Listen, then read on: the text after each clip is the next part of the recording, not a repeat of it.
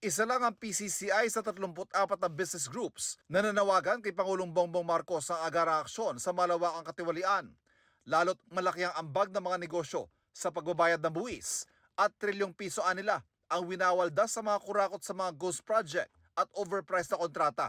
We need more and we need decisive actions and decisions. We don't want cover-ups. The way it is being investigated and being handled is not yet enough to prosecute. We want really those responsible to be punished and to be identified.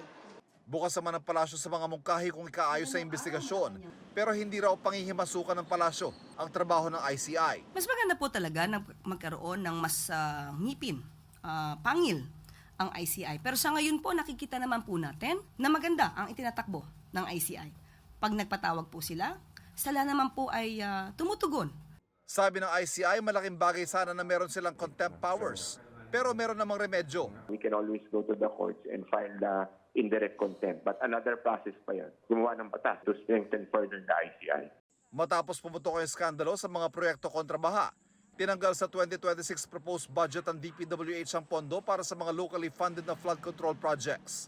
Kaya mula sa orihinal na panukalang 881 billion pesos, buwaba sa mahigit 600 billion pesos na lang ang ipinasa ng Kamara.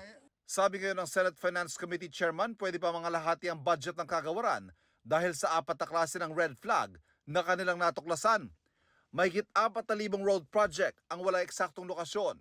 40 naman ang duplicated project tulad ng multipurpose building na may pondo na sa pagpapagawa pero may pondo rin sa rehabilitasyon sa iisang taon. Mahigit 40 proyekto naman ang hinati sa multiple phases. Halos 1,000 naman ang pinondohan noong 2025 pero gusto ring papondohan sa 2026. Reappearing projects, 946 projects worth 14 billion. Red flag 1 to 4, aabot ho yan ng 271 billion pesos. Hindi natin alam, no? Baka double-double na naman yan, no? Which we will not allow. Kailangan po i-validate yan isa-isa. Pinangangambahang mauwi rin sa ghost projects ang mga red flag project. Like for example, itong sa Surigao del Sur, exactly the same yung title. Parehong-pareho yung title. So hindi natin alam kung ito ba ay continuation or tapos na. Ang mangyayari dito on the ground, yung district engineer magkakaroon siya ng discretion kung paano niya gastusin yan. Absolutely agree. Kailangan po detalyado yan. Ayon, kung hindi ma-justify at hindi ma-detalyado, kailangan po yan tanggalin. Mr. Chairman. Binigyan na hanggang Lunes ang DPWH para maipaliwanag ang binansagang mga red flag sa budget. Ang pwedeng potential tanggalin is 348 billion. Kasi yung red flags is already 271.